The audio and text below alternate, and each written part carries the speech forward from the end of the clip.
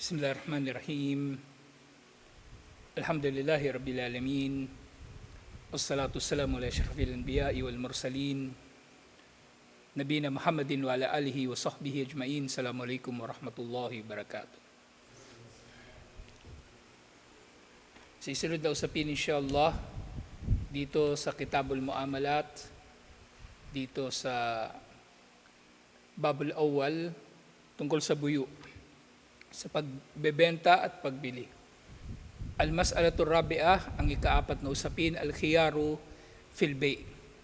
Khiyar, ibig sabihin yung ng pagpipilian nila o magiging desisyon nila o pasya sa kanilang pagbebenta o pagbili.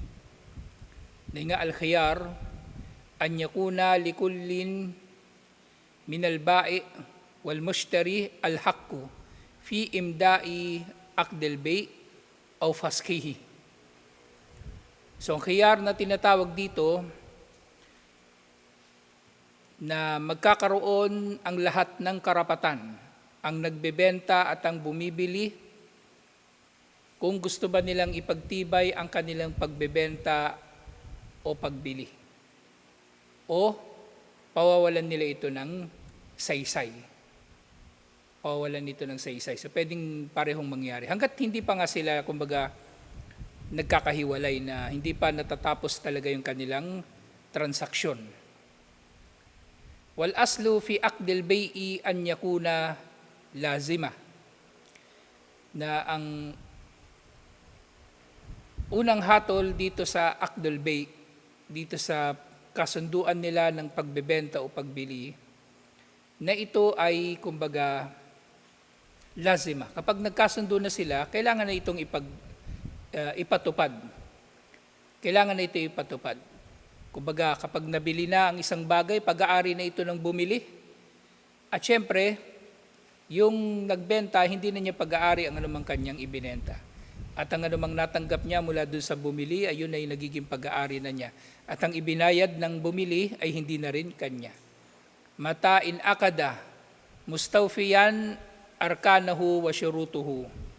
Kapag natupad na yung mga rukon at kondisyon ng pagbebenta na ito, tapos na ang pagbebenta. At sa mga arkan, 4 lang naman, di ba? O 3, kasi isa lang na binibilang yung akid na nagbebenta at bumibili. At syempre, yung kung ano ba ang binibenta, dapat alam nila at pinagkakasunduan nilang dalawa. At gayon din yung siga o paraan ng pagbebenta. Kung lahat ng yun kompleto na, tapos na ang pagbebenta, inshallah. At ibig sabihin, lazima na yun. Kumbaga, igagalang na yun ng parehong partido na naibenta na nga ang bagay na yun. Liban na lamang kung meron pang ilang mga natatanging mga kondisyon. Halimbawa nga sa usapin ng warranty o sa usapin ng,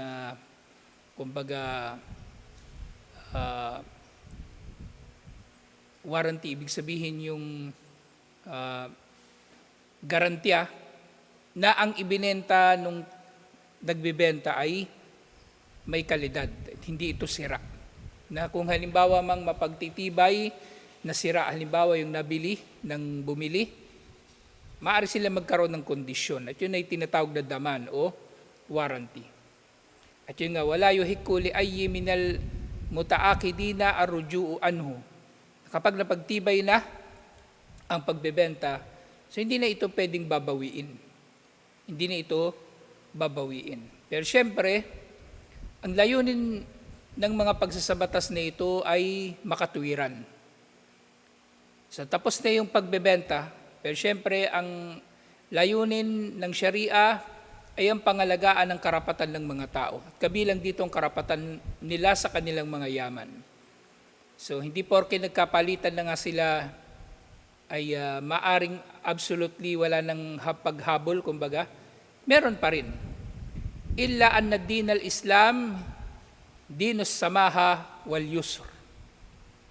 So tapos na yung kanilang pagbebentahan. Pero yun nga lang, ang Islam, ito ay relihiyon ng pagpapaumanhin at relihiyon ng pagpapadali. Yura'il maslaha wad duruf. li jami'i afradihi. Ang Islam ay nangangalaga sa kabutihan, kapakanan ng lahat ng mga nasasakupan nito.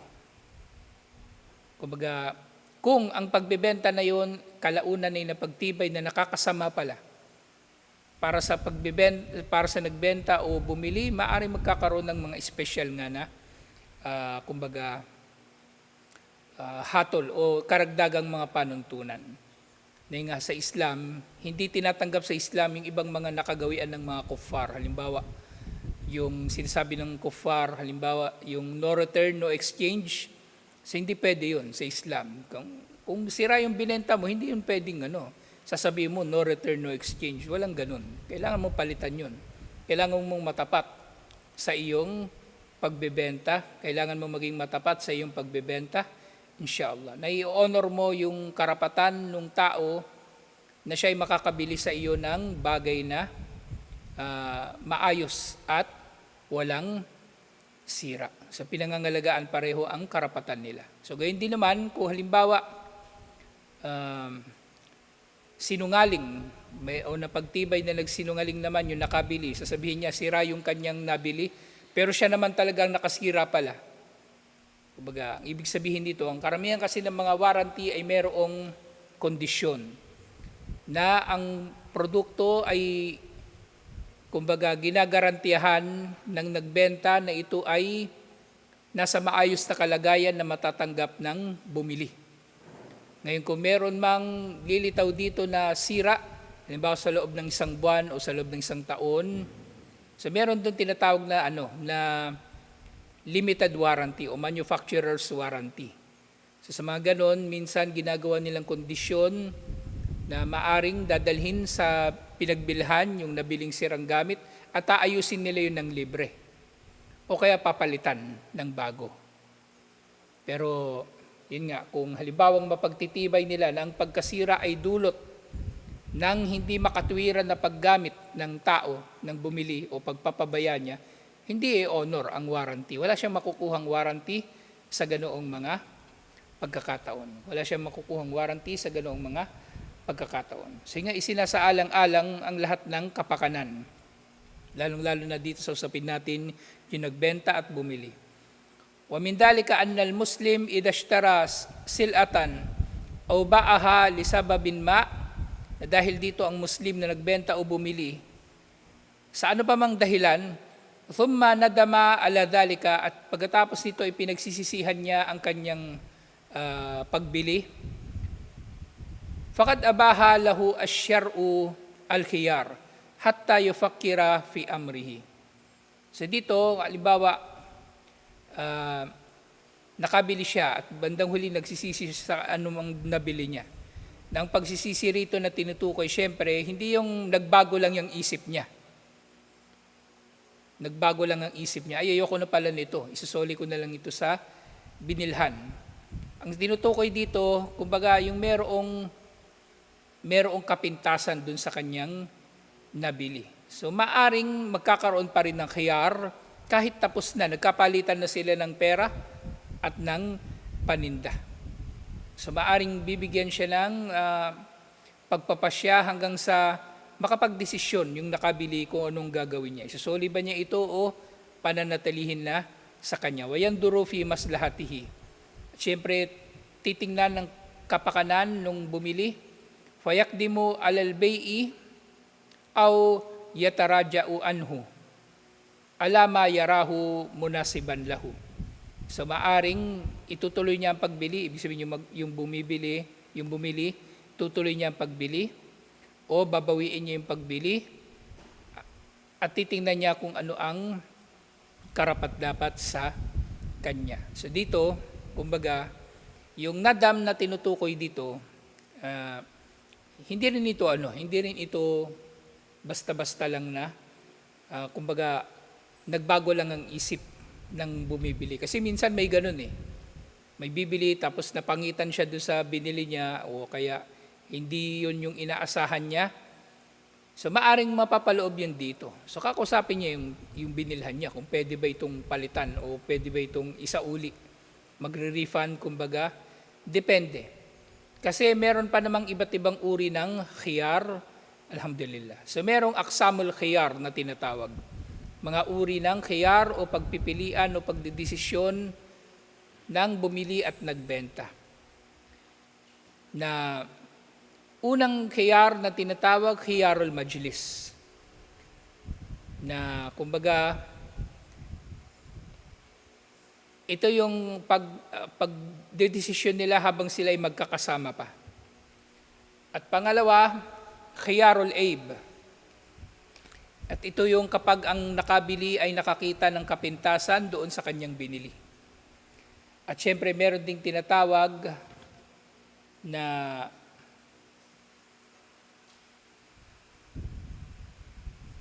may lumaktaw dito.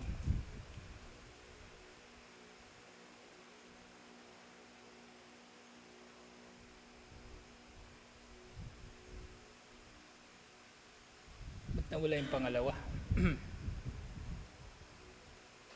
Ato, pangalawa pala. Thaniyan, khiyarus shart. Ito pala. Magkakaroon sila ng pagpapasya depende sa kondisyon ng nagbenta o bumili. At pangatlo yung yung khiyarul aib. Yung pagdidesisyon nila ayon dun sa kung ano yung nakita na kapintasan dun sa produkto. At pang-apat, khiyaru at tadlis. So yung una, yung tinatawag na khiyarul majlis.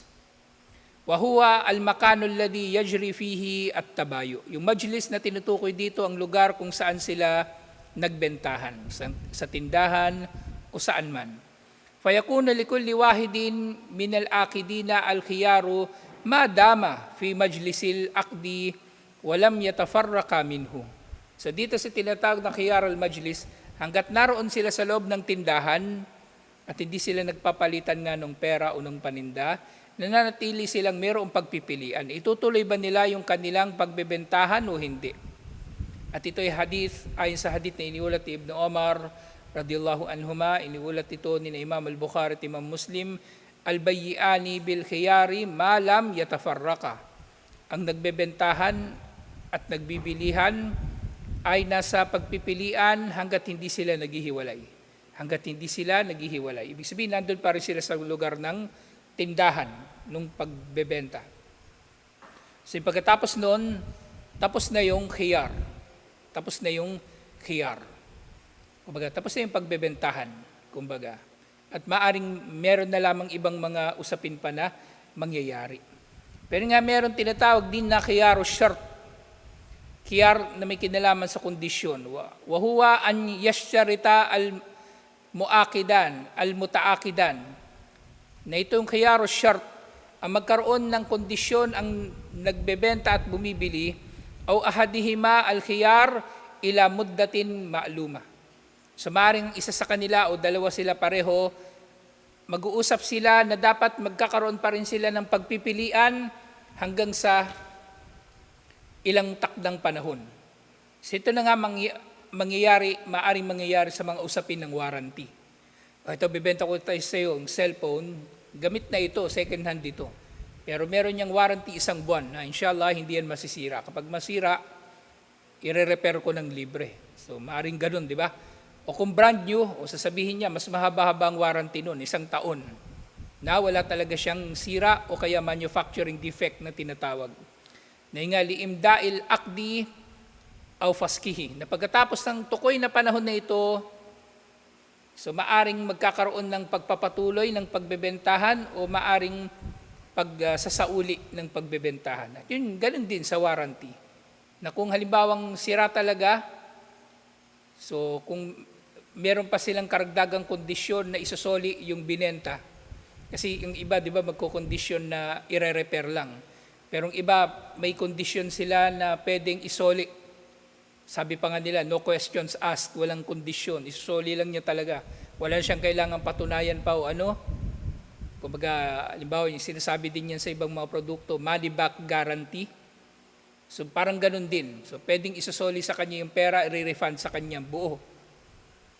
Kasi nananatili sila doon sa panahon ng khiyar. Halimbawa nga, hindi maganda yung performance nung nabili niyang gamit. Ayaw na niyang papalitan. Gusto na lang niya isoli, balik yung pera niya So maaaring magkakaroon din ng ganoong kondisyon.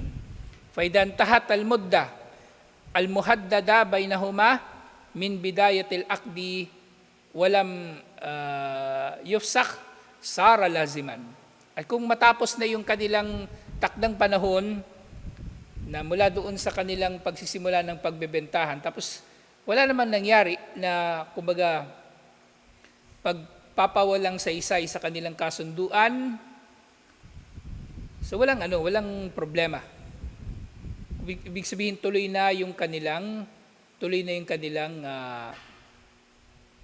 deal. Alhamdulillah.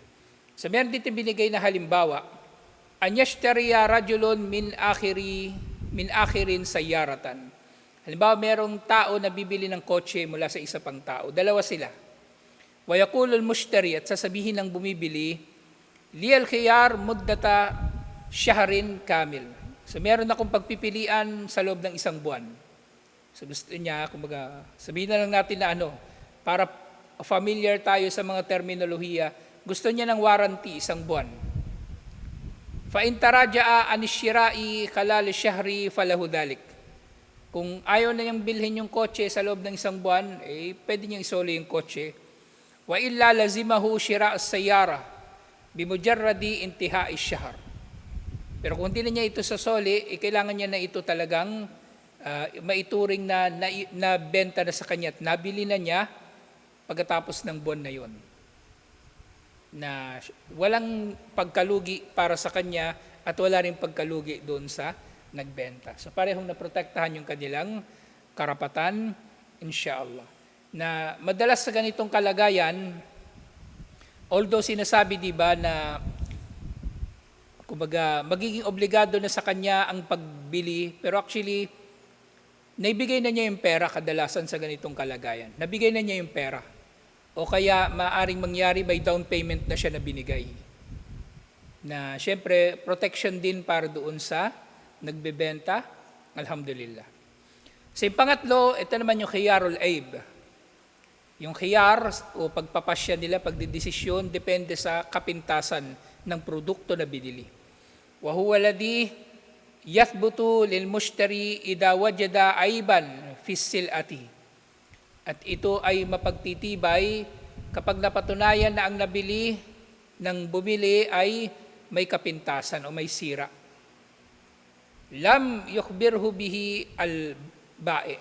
At kapag napagtibay nga na itong sira doon sa kanyang binili ay alam ng nagbenta, lalong-lalo na alam ng nagbenta pero binenta sa kanya. So ito na yung magkakaroon sila ng khiyar dahil sa kapintasan. Aw lam ya'lam al-ba'i'u bihi. So alam nung nagbebenta pero hindi niya sinabi doon sa bumili, o kahit alam pa niya, o kahit hindi pa niya alam pala. Kahit hindi pa niya alam actually, maaring magiging ganun pa rin. Protektado pa rin ang karapatan ng consumer, ng bumibili. Watan kusu bisababi hadal aib qimatu sil'a, na maaring ang magiging resulta nito mababawasan ang presyo ng binili na gamit. Mababawasan kasi may kapintasan. Kung di man niya ito tuluyang isasauli, so maaring mababawasan ng presyo ng binili niyang gamit. Mababawasan ng presyo. Magkakaroon ng discount, kumbaga. Sabihin ng nagbenta, sige, bigyan na lang kita ng discount dahil meron palang problema. Wa yurja'u fi ma'rifati dhalika ila ahlil khibrati min at-tujari al-mu'tabirin. So sa ganitong mga pangyayari, kailangan din nila, kung kailangan halimbawa hindi sila magkakasundo, maaari sila magkaroon ng arbitration. Arbitration, ibig sabihin merong mamamagitan at maghahatol sa pagitan nilang dalawa. So maaring pwede silang lalapit sa isang eksperto, na isang maalam tungkol doon sa produkto na binibili nilang bawa, kotse. So lalapit sila sa isang mahusay na mekaniko. Ano ba talaga problema dito? Bakit ganyan? So kung sasabihin ng mekaniko, wala nang solusyon yan, ano pa man, meron namang solusyon, ganito, ganyan, pwede naman ipagawa na lang nung nagbenta. Depende sa mapagkakasunduan nila, nananatili sila sa khiyar Inshallah, o bumabalik sila sa khiyar. Kasi maaring masabi rin natin ganun, bumabalik sila sa khiyar.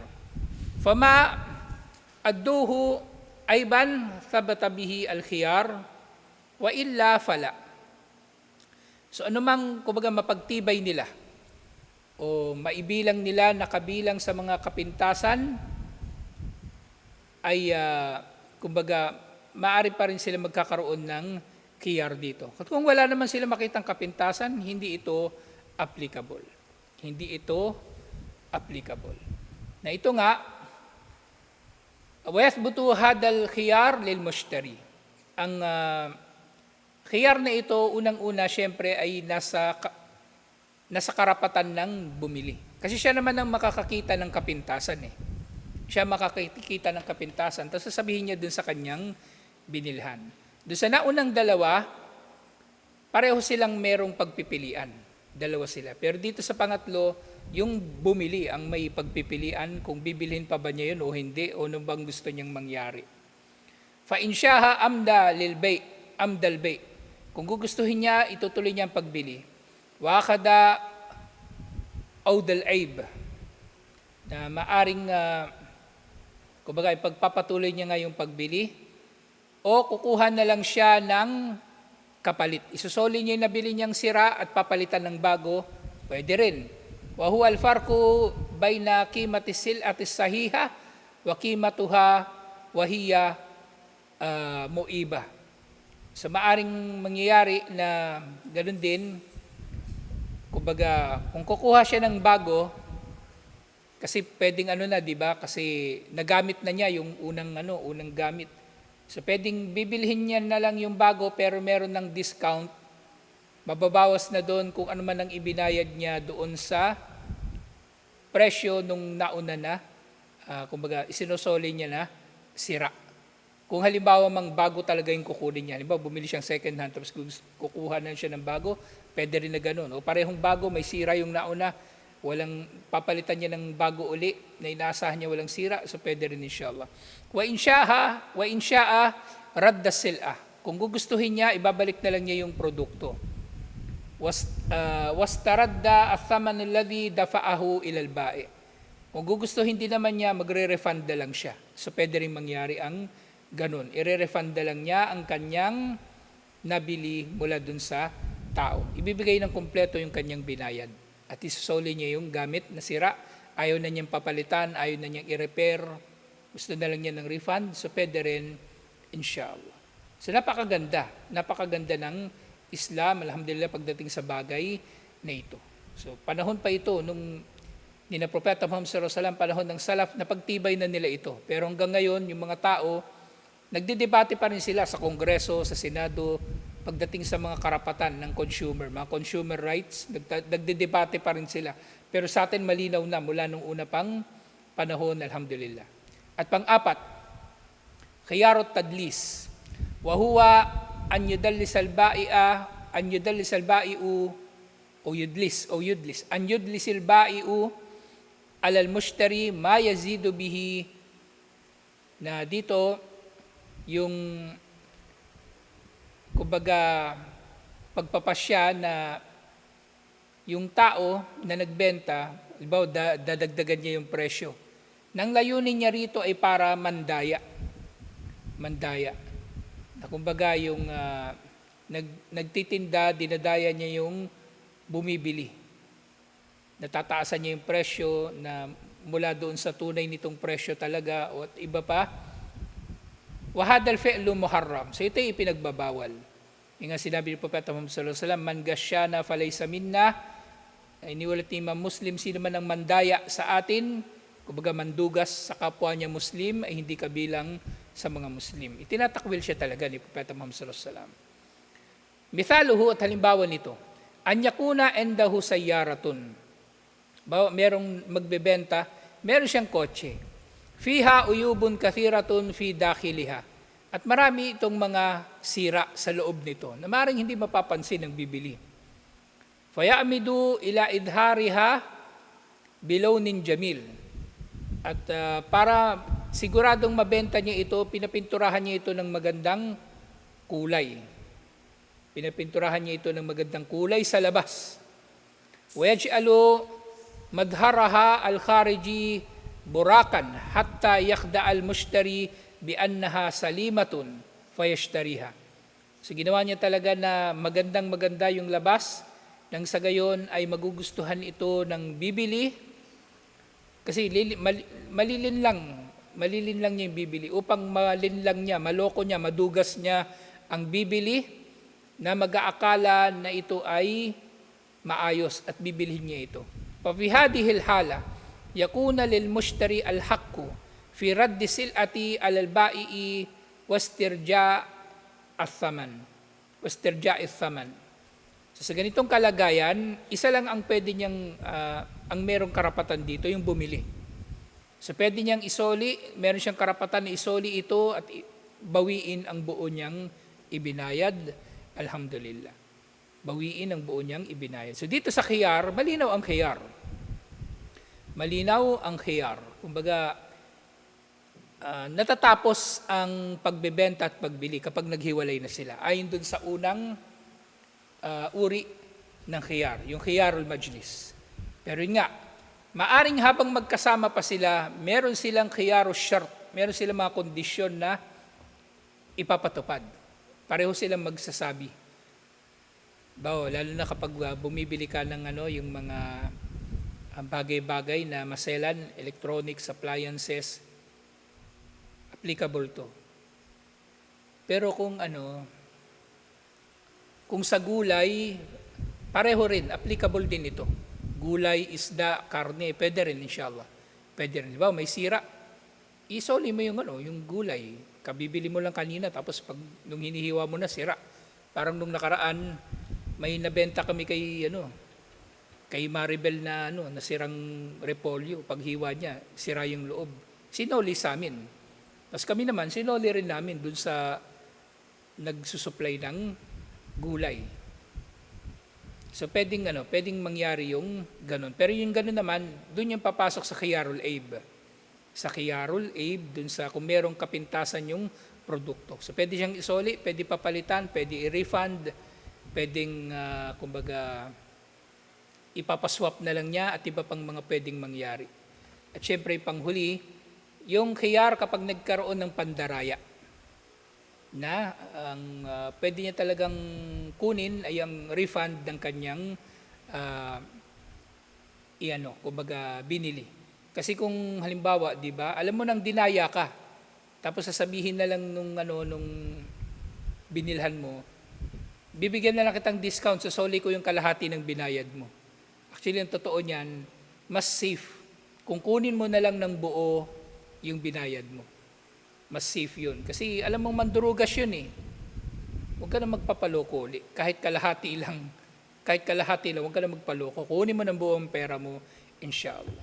So, 4 na khiyar sa habang nagbebentahan sila, at khiyar habang nagbibigay sila ng kondisyon sa isa't isa, yung posibleng warranty nga, ganun. At khiyar kapag mayroong problema sa produkto, na karapatan ng bumibili lang, at khiyar kapag may napatunayan na panlilin lang, na ang may karapatan din dito yung bumili lang, alhamdulillah. So ito yung iba't ibang mga uri ng khiyar, alhamdulillah. Tutuloy natin ito inshallah. Doon naman sa mga syurutul bay, mga kondisyon ng pagbebenta. Nauna na nating natalakay yung mga rukun ng pagbebenta. So ngayon yung mga kondisyon ng pagbebenta. Ito importante ito, na alam ng tao. Kasi araw-araw may nagbebenta, araw-araw may bumibili. Parang halimbawa niyan, si Yunus. Ilang balik dito si Yunus. May binibili siyang kambing kay Manong. Tapos hindi malinaw, ano ba yung binibenta ni Manong sa kanya na kambing? Tapos si Manong naniningil na sa kanya ng down payment. Hindi pwede yun. Dapat tukoy muna, bago siya magbigay ng anumang halaga. Tukoy muna, ano ba yung binibili niyang kambing?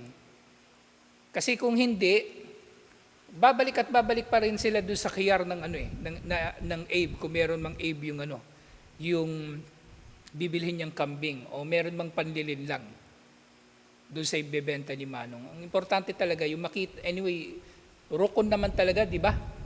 Na dapat na tukoy kung ano ba yung ibinibenta at ano yung binibili.